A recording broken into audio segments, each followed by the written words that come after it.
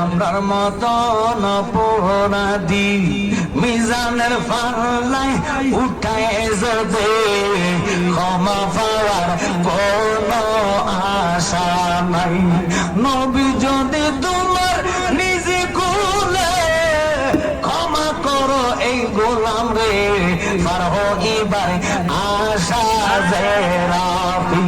আল্লাহর নবী আপনার দরবারে এই আসামি নবী হাজির হইয়াছি।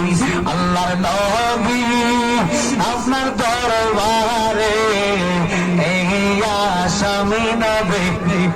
সবাই বলেন হাতে বেরি পায়ে করি এই আসামি ফেরোয়ারে, আপনার কোটে নবী সালাম হইয়াছি।